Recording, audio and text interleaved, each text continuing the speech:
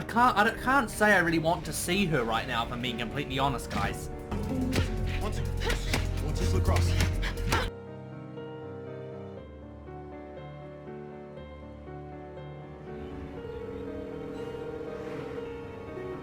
Not interested at all. Kill Jessica's mother? See, even Malcolm sees it. I mean, no one should... You can't make the decision. Okay. Period. You met someone?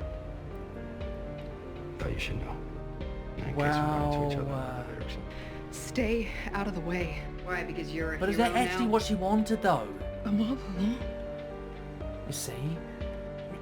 You see? They're still I'm all missing. alone in this. Oh, she doesn't want to talk to her. What did I say? She doesn't want anything to do with her. You're welcome. Oh, you see? Ooh.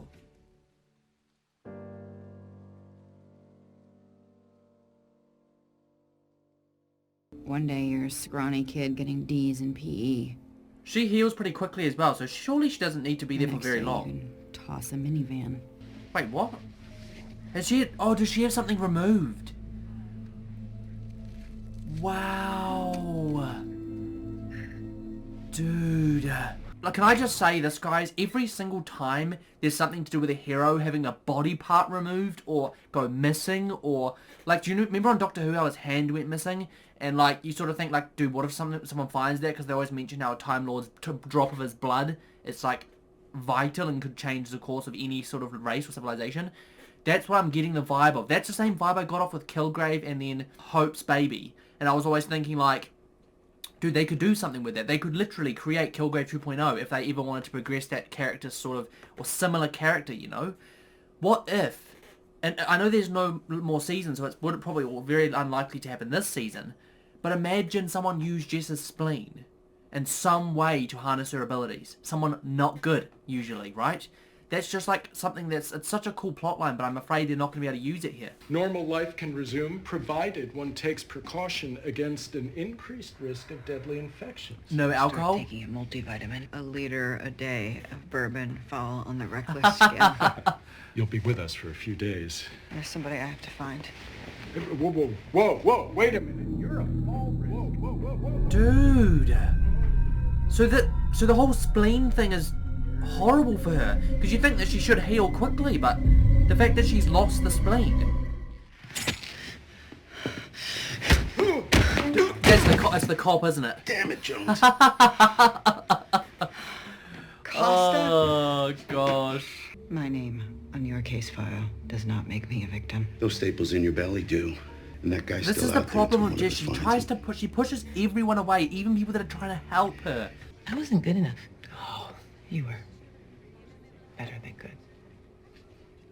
Has its rewards. You know what I also think is like a potential missed opportunity? Let me just speak about this now. I'll speak about this properly. Okay, this is where I think the show went wrong, and where I would have changed it if I had the opportunity to, or if I could sort of try and explain my views to them before they did it, etc. The issue with the show that I found took an unfortunate turn was largely with Hogarth. Firstly with Kilgrave, when they did what they did with Kilgrave. But then I sort of accepted what they did, and I thought, you know what, there's still plenty they can do with him. So I thought, you know what, the next biggest thing that I thought they were building to was Hogarth becoming the next big thing, you know? Because the way I saw this, right, when we saw Hogarth sort of take this, like, this arc of... well, we didn't know it at first. We thought it was just a power drive, but it was a survival drive. Now, I thoroughly, and I mean thoroughly, wish what they did. Took Hogarth, right, do the whole thing with Kilgrave. If they're going to kill him, they're going to kill him, and I don't think they were going to drop that, so do that, right? Hogarth continues this power arc. She then takes advantage of the fetus, like she started to do, which led to nothing, which I think was a bit of a waste. But actually have it lead to something. And then you can make it that, I don't know if you just drop the whole she's dying thing in general, or if you keep it and sort of portray it as she was trying to survive, but it led to the ultimate Hogarth, because we know what Hogarth is like when she's fully fledged, right? She's a survivor, she's powerful, she's strong. And at times she's very immoral, and she can do things that are crazy without any ability. So, and put it this way, right? Even if they take it this way, just think about this, right? If she went after Kilgrave and went after his abilities, and that didn't heal her, then she has everything she needs. say she gets Kilgrave's abilities, to go after the healing. Like, you know how this whole arc with that other guy when she was scammed, and it's quite an emotional sort of arc for her, and she's sort of becoming a better person. I like that. But part of me feels like there's such a missed opportunity with a character who already had a dark side to grow into this new sort of villain seeking survival. Seeking, you know, obviously, you could even add a bit of a narcissistic, which she is a little bit narcissistic when you think about it. If you can add that element to it, she goes after to keep herself alive. She uses Kilgrave's abilities to do so. It gets darker and darker and darker. And then you've got Kilgrave 2.0. You've got a new villain, but there's a different motive. It's not the whole obsessed with Jessica motive. It's the quite narcissistic wanting to survive. Maybe she even has an immortality sort of complex. I don't know. I just think that's such a cool... There's so many different opportunities that they missed, in my opinion, with her character, with Kilgrave, and that whole situation regarding his abilities. I actually think that Jess could get to Kilgrave. So, not Kilgrave, sorry, Hogarth. So you know how you've got the whole, like, if you take it this way, she's got the illness, she seeks out Kilgrave's abilities after he dies, she finds the spleen, she ends up harnessing it through IGH or something. Maybe she goes to Carl, I don't know. Something like that happens. It's Marvel, anything can happen, guys. She gets maybe... She gets the abilities, but it doesn't heal her. She doesn't heal the way she wants to, or she thinks she can. Maybe she just assumes that having those abilities will somehow make her able to, or she seeks out the power so she can do those things. Because we know there were many a times with Hogarth where she tried to seek out help from potentially illegal avenues and people were denying her. With Kilgrave's abilities, you can't do anything. So there's a motive to seek them out, there's a motive to use them. But then at the same time, there's a moral side to her that can be talked down. And I think that could have been such a cool arc with Jess in a future season, dealing with Hogarth and trying to bring her back to reality to stop hurting people and potentially just accept the fact that her death is imminent. I feel like I've rambled without actually getting to a point. Maybe I'll write down what I would have written and I'll let you guys know in a future reaction, because honestly I feel like I've just rambled a bunch of nonsense. But the point is there's so much in my opinion that's been missed. And it's gutting. I still have a tape of that piece that you composed for me. So she's basically, long story short, being basically shouldered again. So where does that lead now? This states you understand you've been discharged against medical advice, thereby releasing the hospital of responsibility.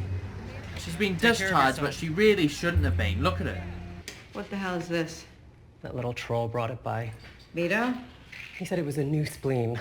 Sweet kid, but he sure didn't inherit his father's Vito. talent.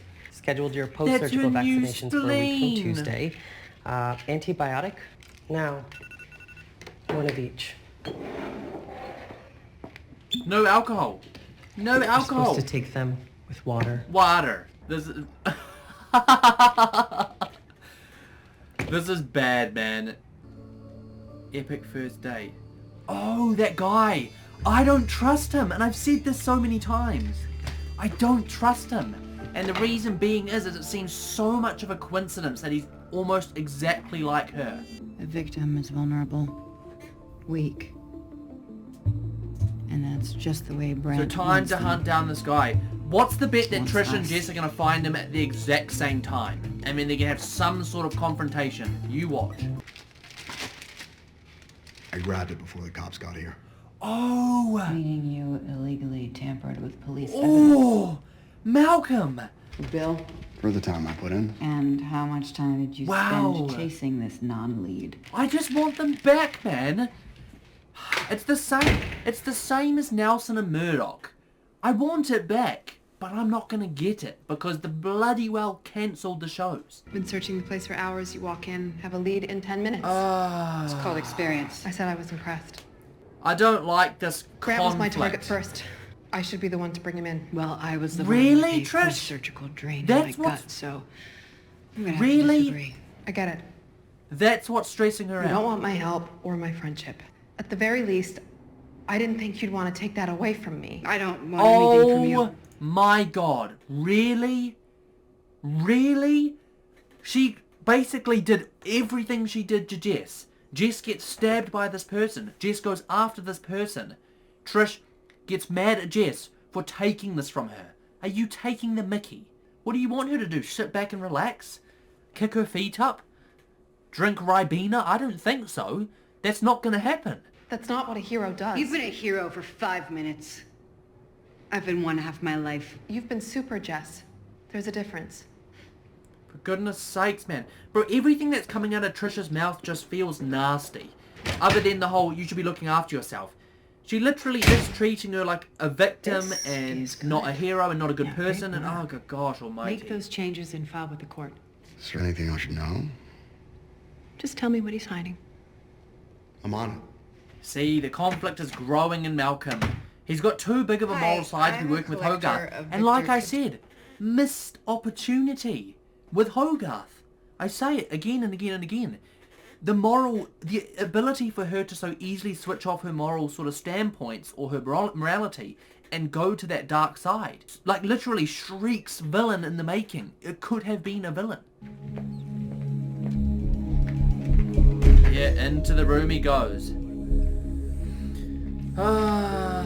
What's the bet versus bad intentions? He's gonna find something and he's gonna like, maybe like a family or something, and he's gonna be like, I can't do this for you, Jerry. If you find them, how are you going to handle him? When I find him. Why is he asking so many questions like that? It's what I do. He seems overly curious to me at least. 140,000 units! Yeah! And you see what I mean by like, she's gone down the negative even though she feels like she's gone down the positive. I've spoken about this before. Trish acts like she's on some moral pathway to be the, what do they say, to be the world's moral compass. She's completely thrown away who she is to get there, which shows to me that she's not that person. She's becoming obsessed with being the vigilante. 29. You know who else we've seen do that? Daredevil, Matthew Murdock. The difference is it felt like he was becoming himself when he was doing that. Is that just me? Like, when you were watching Matthew Murdock sort of deviate from his lawyer lifestyle into the devil of Hell's Kitchen, taking justice into his own hands, fighting for the people that the law can't fight for, it felt like he was becoming himself. Yeah, it felt like a bit of him was missing, and it felt like he needed to sort of have these two lives streamlined in both positive ways, for example, the lawyer and the vigilante. But Trish feels like, it doesn't feel like what she's doing as whatever she's doing, it doesn't feel like, you know, she's doing it because she's trying to help people. It doesn't feel like she loves what she's doing. I mean, her other life has just completely dropped to a zero. They're developing new trials all the time. There's one out of Israel. You've been doing some research. For Hogarth, see? Me too. And I will continue to. What's the cheapest thing you got that doesn't taste like salted cardboard? Wait, so now Trish is following Jessica. Let me guess, because she doesn't have any leads. What are the odds that is? Jess sees it. See? She is nowhere near at Jessica's level at this point in time, is she? Oh, shoot! Oh, for goodness sakes. Jess? Not good. Hi, yeah, there is a woman passed out on the corner of 49th and 10th. So she's just called... I can understand why she's called the hospital, but... Oh, for goodness sakes, Trish. Is she okay? Really? I'm gonna go flag down the ambulance. Oh. So Trish is starting to get on my nerves beyond anything she's done, or probably many characters have done for me in Jessica Jones. Like, it's... I can't understand the logic behind being like, stay out of it. I want to do this myself. I don't need your help. To stalking Jess so she can get leads and then taking Jess's leads. Okay, so the next biggest thing to talk about, guys, is that Jess is now injured again, so she's fallen down. Like, she's too reckless. She shouldn't be doing this in the first place. I know that she won't not do it because this is, well, her life. Someone tried to kill her. But the thing that I do want to talk about is why, who did it and why? Like, I haven't been theorizing very much in this series and, like, about any of this. Like, it's the most bizarre thing, you know, like, someone just shows up, stabs her, leaves. And it seems a bit strange, like, it's like, the fact that Jess showed up, why wouldn't they just do it to Trish then? Why did they go after Jess, not Trish, you know? Why would they go after the super? Dude, imagine that's got something to do with Trish. You know how she was always like, I don't need you, I don't need this, I don't need that, stay out of my way. All of a sudden, Jess ended up getting stabbed. But once again, I don't trust the boyfriend or the new guy whatsoever. I know that sounds a bit strange because I have sort of judged partners of people pretty repetitively in the series. For example, like not trusting Trisha's partner, originally not trusting Simpson, now not trusting this person. actually not trusting Beto's dad at the start. Like, I think I have a bit of an issue with people going after, like, Jess and Trish, maybe because I feel like they're going to take advantage of them, as that has happened before, you know?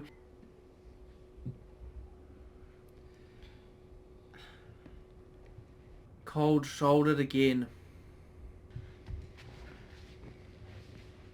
Never mind. Let me guess, that's a student of his. Well, there's your dirt, huh? There's your dirt. Babe, you hungry? No, startling. I'm glad Malcolm's settled, you know. I'm glad he's at least settled a little bit with somebody. That's what I will say that I'm happy about. So I should expect an angry husband at my door. Oh, no need. Peter and I have an open marriage. Oh, wow. He's probably screwing some graduate student as we speak. You know what she was... Oh, no, Jerry. Ugh. I think it is fairly bloody obvious exactly what that was referring to. Screwing some graduate student. Who have we just sent Malcolm out to grab dirt on? So the minute I think Jerry's, like, doing things the right way and becoming this better person, it's the power again. So she was, I think what this means, right, is she was basically going to dig up dirt on her partner and threaten him or manipulate him into, and then basically getting into a relationship with her based on what she did to her husband. That's what that's about, isn't it? Or telling her about the husband so they separate.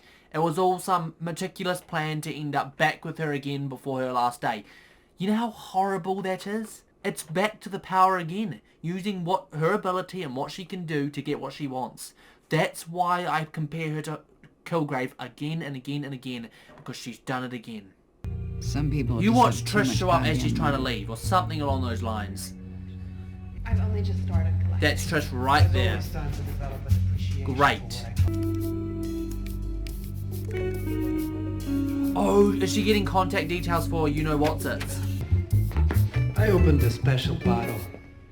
You let me know if it's not chilled. And there's her reflex things again. You know, to be fair, if she wasn't such an annoying character right now, I probably really like her abilities. You look like death. Just give me the sculpture. Just give me the phone. I know this They're goes about to against your fight, aren't they? entire There's going to be sense some of sort of self. scrap.